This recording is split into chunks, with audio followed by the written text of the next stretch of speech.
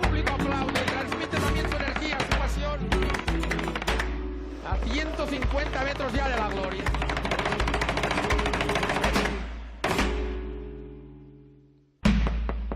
Stage 10 of the Vuelta of España, and racing resumes after the first of 2 rest days. It's a 36.7 kilometre individual time trial. It starts with a Category 3 climb, there's then a narrow technical descent, and then the final flat run through to the finish line in Vuelta.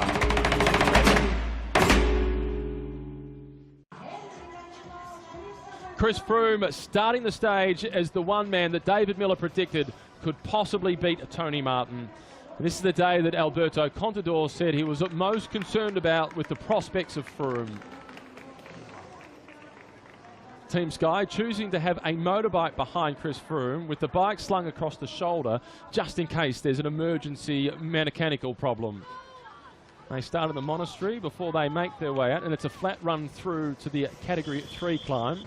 A climb last year where Domenico Pozzovivo was the quickest over the top. Technical descent with plenty of wind to contend with as well as they go through the Valley Road. Having spoken to Mitch Docker and Brett Lancaster after they finished the stage early, they said that the wind could be a real problem for some of the light climbers.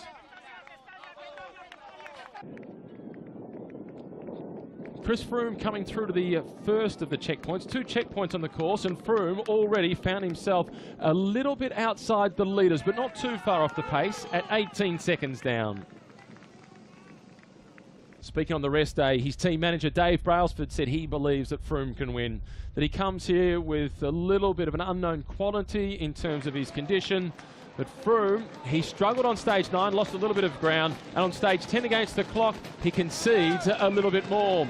Froome coming through to the finish line, looks across to a stage that normally he would have been taking time, and this time around he was losing it. 10th place on the stage for Chris Froome at 1 minute and 32 seconds down. Alejandro Valverde, the man who started the day in 3rd place, 8 seconds behind his teammate, the race leader, Nairo Quintana. Valverde said on the rest day that it's still to be decided as to who is the team leader, whether it is he or Quintana, but he has been stating that he'll be working predominantly for the Colombian, and it will only be if Quintana has a desperately bad day that Valverde will take over leadership. It was in the time trial at this year's Tour de France that really cost Alejandro Valverde. The final time trial, the penultimate stage, he was in contention for achieving his big objective of getting on the podium. He missed out ever so slightly. He ended up finishing in 4th place overall. And he also questioned the tactics of Team Sky on stage 9. He said he didn't know why Sky were riding so fast up the climb, and Froome clearly paid the price for it later on. He knows this time trial well, Alejandro Valverde. He said it's one that suits him. It's not often that Valverde gets to say that. Joaquin Rodriguez is another man who finds himself in a similar boat. Valverde through the intermediate time check, and things looking good for the man wearing the white jersey. Valverde wearing the white jersey is the leader of the combination classification. Froome in 2nd, Anacona is in 3rd place.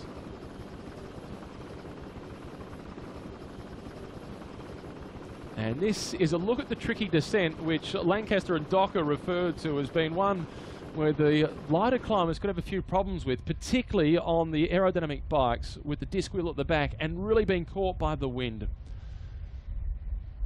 Cancellara, a man who, sorry, I should say Alejandro Valverde, a man who has won this race overall in the past, now playing second fiddle to his team leader. As he was coming through to the finish line, one man who was waiting anxiously at the finish was the rider that was the leader of this squad for so long, Miguel Indurain, who rode under the Benesto banner, but it's the Movistar management, a team now that's been around for 35 years. Alejandro Valverde coming through to see whether he could take time on Chris Froome, and he managed to do so. As Alejandro Valverde came in, it was the 8th best time on the stage, and he managed to take 31 seconds away from Chris Froome. And between Chris Froome and Alejandro Valverde, it was Jesse Sargent finishing in 9th position.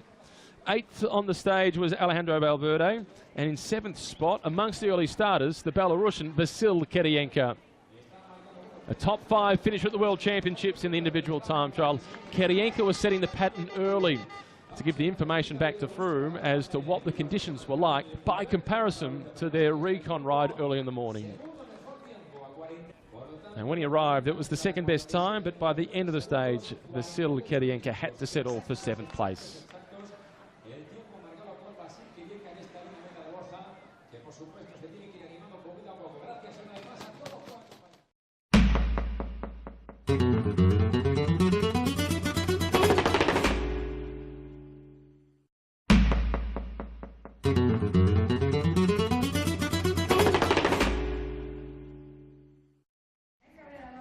BMC Racing, all their hopes are resting on the shoulders of Samuel Sanchez for a top 10 finish overall, but Cadel Evans wound the clock back on stage 10. The 37-year-old was showing the sort of form against the clock that took him to victory in the 2011 Tour de France. He has been saying throughout this year's race that he'll support Sanchez, maybe look for his own opportunity in the final week, but also building towards the World Championships in Ponferrada. We saw Evans on stage 8. He was a key factor in the splitting of the peloton in the crosswinds. He's been saving himself a little bit in between. He certainly put the motor into full effect on stage 10. Evans made his way through the first checkpoint and he was up towards the top of the leaderboard, just a fraction behind the favourites. A discipline that Cadel Evans has performed so well in the past. When he made his way across the line, it was 3rd position, but by the end of the stage for Evans, he would finish in 6th place. Just 49 seconds behind the stage winner for Evans. Nairo Quintana, the last rider to start, leading the race by 3 seconds ahead of Alberto Contador. In the individual time trial at the Giro d'Italia, he conceded a big chunk of time this year. It was on stage 12, a similar stage in terms of the terrain to the one here in the Tour of Spain. And by the conclusion of that stage, Quintana found himself in 6th spot overall, 3 minutes and 29 seconds down, but he still managed to win. Today though, things weren't good for the Colombian. A late adjustment of the shoes, misreading the corner, a gust of wind, and Quintana went down heavily on a right-hand turn. The brave 24-year-old, he stated on the rest day that he was aiming to have a top 3 finish in this race, so it would be top 3 in all 3 Grand Tours within a 14-month period. He ended up finishing the stage. He conceded a big chunk of time, more than 4 minutes on the stage winner. Nairo Quintana now sits in 11th position, 3 minutes and 25 seconds behind the race leader. Samuel Sanchez, he started the stage in 13th place overall and was looking to improve.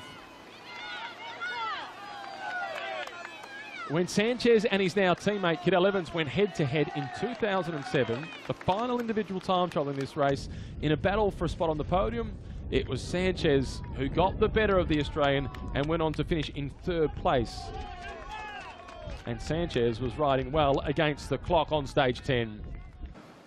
He said it was a time trial that he was looking forward to, and he was justified in that statement. Sanchez finishing in 5th position on the stage, 48 seconds off the pace. And he got the better of his teammates, Cadel Evans, by just 1 second. Alberto Contador, the second last rider to start. At the beginning of the stage, he was 3 seconds behind the red jersey of Nairo Quintana, 5 seconds in front of Valverde, and 25 seconds in front of Chris Froome. Leading into the race, Contador was making all the noises of a man that was just looking for his opportunities, perhaps to win a stage and see how things developed in the overall standings. As of the conclusion of the opening phase of this year's Vuelta, Contador has now firmly stated he wants to win. As for Nairo Quintana, at the end of stage 9, he said that Contador is his biggest threat, not Chris Froome. Well, now Quintana, the Colombian, he's going to have to see whether he can recuperate the time that he's lost on this stage. He was in a similar position at the Giro d'Italia, but he wasn't racing against Alberto Contador, nor was he trying to recover from a crash. All the signs on the time trial were good for Contador early. And he had the advantage of the second last rider to start, so he was getting the time checks, and he had particular interest in the progress of Chris Froome.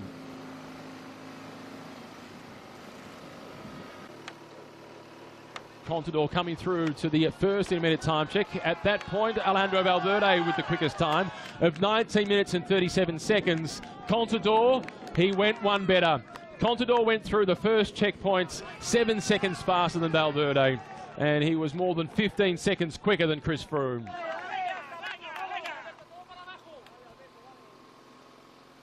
Not noted as a time trialist, Alberto Contador, but he's got some outstanding results against the clock. In fact, a former junior Spanish champion in the individual time trial, and he did win a stage at the Tour de France in a time trial when Fabian Cancellara finished in second position. So Contador can time trial. In the race of truth, the test against the clock, Contador had all the answers on stage 10. Finishing strongly is the man who's won this race twice, the Tour twice, and the Giro d'Italia once, who's looking to make it yet another Grand Tour victory, at least to lay the foundations. Approaching the finish line, Contador, he wasn't able to win the stage, but he was right towards the top of the leaderboard. Fourth position on the stage for Alberto Contador, and he's moved up the overall standings. The time for Contador, 47 minutes and 41 seconds. Average speed of 46.2 kilometers per hour. It was quick.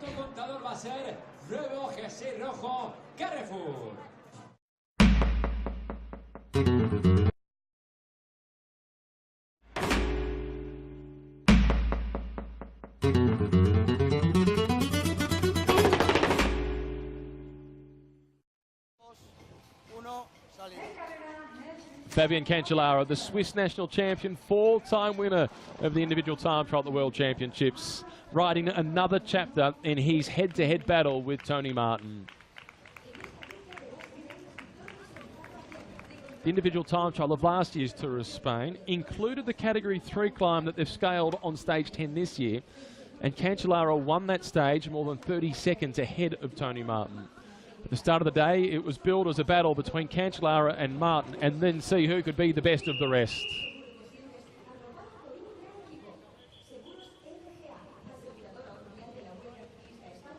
By Cancellara's standards, it's been a relatively quiet season. The main victory of the year, the Tour of Flanders. He skipped the Tour de France. He's preparing very much for the World Championships, but not the time trial. He's made it pretty clear, 4 rainbows is enough against the clock. He'd like one in the road race. Ponferrada, in a few weeks' time, offers him another opportunity.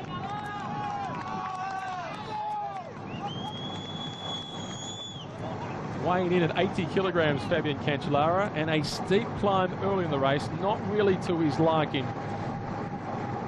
But the man affectionately known as Spartacus, accustomed to really winding things up towards the back end of the stage.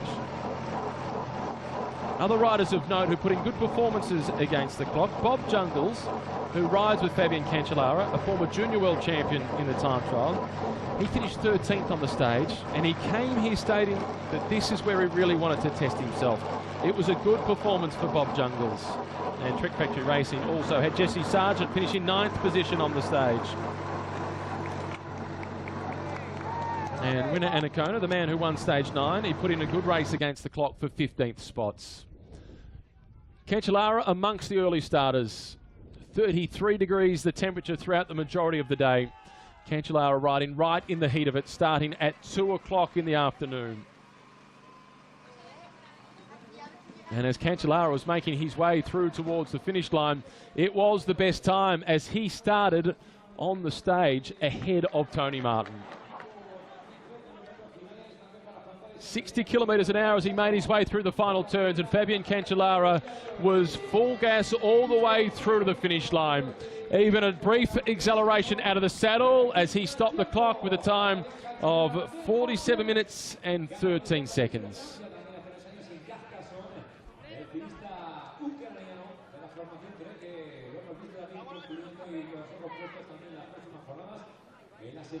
The winner of the time trial in the Tour of Spain last year wasn't able to do so this year.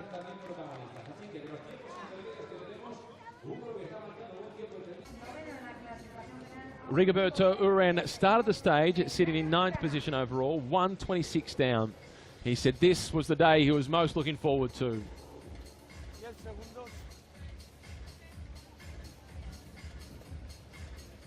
5, 4, 3, 2, 1, salida.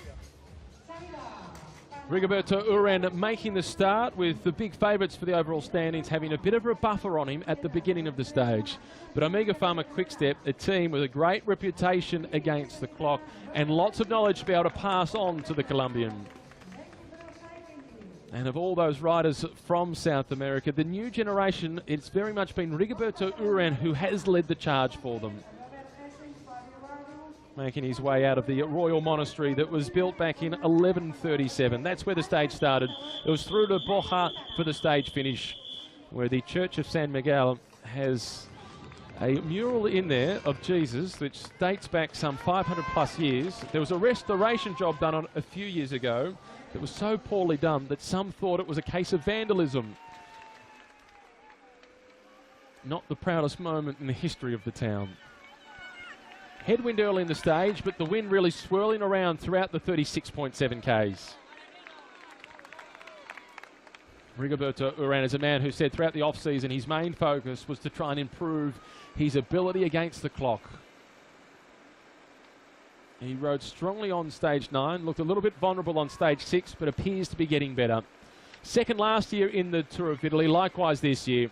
And it was after finishing second at the Giro in 2013 that he figured he deserves the right to be an outright leader of a team heading into a Grand Tour.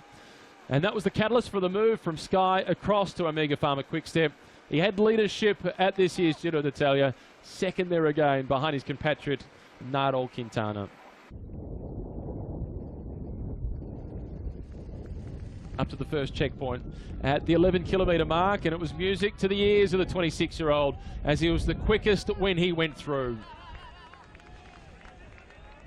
Others would later improve on his time, but he was strong through the back end of the course as well, Rigoberto Urán. Getting the better of Alberto Contador, getting the better of all the other favourites for the general classification. Rigoberto Urán was making his move up the overall standings, going from 9th up to 3rd overall, and even bypassing Chris Froome along the way. Not quite the win that he had at the Tour of Italy, but it was almost good enough. Rigoberto Urán going across the line 15 seconds off the pace. And for Rigoberto Urán, he found himself 24 seconds quicker than Alberto Contador. A good result for Urán.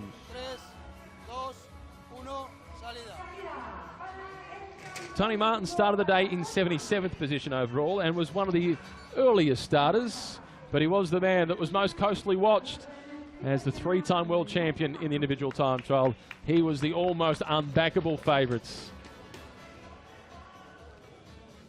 Second on a similar course last year behind Fabian Cancellara, he said that that was the kick that he needed to be able to improve between this race and the World Championships to get that rainbow jersey again.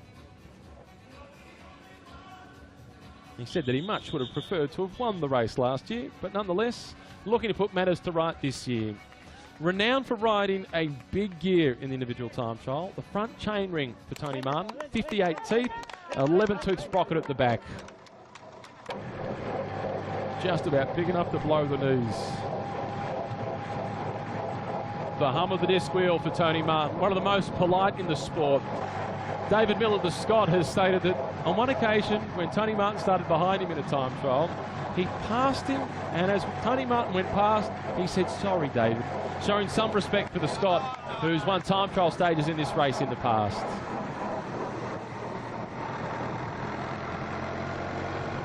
He won 2 stages at this year's Tour de France. One of them a road stage to Mulhouse, which he created his own individual time trial there. The other one, the last test against the clock. He also tried a sneaky move on stage 5 of this year's race. That was on the stage to Ronda. He was off the front with Pim Lichtart. It didn't quite work out. The main peloton, rightly so, they didn't give him too much breathing space.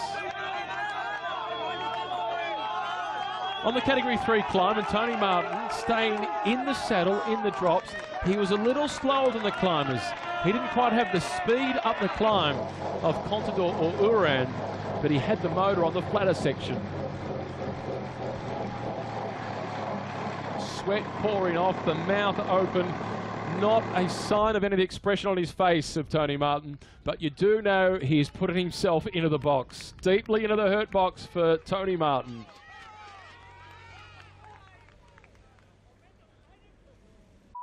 And once over the top of the climb for Tony Martin, the windy section, the flat run through to the finish line, and it was full gas through to the end. He won the stage, Tony Martin, with a time of 47 minutes and 2 seconds. An average speed of almost 47 kilometres per hour. Tony Martin wins yet another time trial. He takes the stage win. His teammate Rigoberto Uran was the best of the men racing for the general classification. Contador was 4th. Samuel Sanchez was 5th. A perfect day out for Omega Pharma Quickstep. Collecting the flowers once again, Tony Martin, the polite world champion, and looking forward to Ponferrada when he tries to defend that title and equal the record of Fabian Cancellara with 4 rainbow jerseys in that discipline. He gets the stage win. Uran in 2nd, Cancellara 3rd. It was then Contador, Sanchez, Evans in 6th position, Kirienka in 7th, Valverde in 8th, Jesse Sargent, the Kiwi, in 9th. It was then Chris Froome. The new race leader, that is Alberto Contador. Up to the top of the general classification. He wants to hold it all the way to Santiago de Compostela, but he will have a fight on his hands as Alejandro Valverde sits at 27 seconds behind. It's Rigoberto Uran in 3rd. He's at 59 seconds, followed by winner Anacona. It's then Chris Froome, who's at 1:18. Froome didn't have his best day, but Froome will no doubt continue to fight. The big loser of the day in terms of time, and let's factor in the injuries, was at Nairo Quintana. Started the day in red. He now slips to 11th, and Quintana is at 3 minutes and 25 seconds behind. So Contador, Valverde, Uran, Anacona, and it is then a Froome in 5th. Sammy Sanchez has worked his way up to 7th. Luis Mas, he leads the race for the King of the Mountains jersey. It's winner Anacona who's 2nd. The white jersey for the combination classification, Alejandro Valverde continues to lead that, and now finds himself as the leader of the Movistar squad as Nairo Quintana is outside the top 10 overall. Degenkolb continues to lead the race for green. He's going to have to wait another day or so before he gets a chance at another stage win. It's Buhani in 2nd spot, followed by Michael Matthews. It's Froome and then Martin in 5th. Another two of the Colombians, Jose Serpa and winner Anacona from the Lamprey team. They don't lead that classification, but each of the teams get their opportunity on the stage.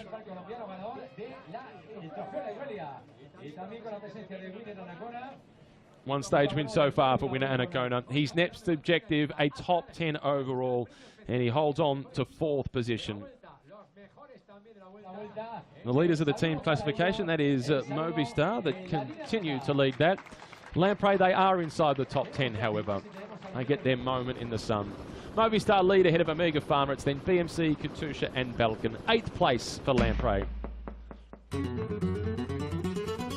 Stage 11, and it is another mountaintop finish to Santiago de San Miguel. It's 153.4 kilometres, relatively short.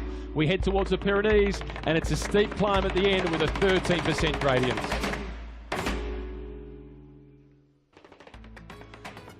Tony Martin, he reigns supreme against the clock as Alberto Contador has taken the lead after a dramatic crash for Nairo Quintana. A lot of decisions yet to be made in this year's Vuelta a España. We're almost halfway. Stage 10's concluded. Stage 11, they head back to the mountains. It's Contador territory. Join us then to find out what happens.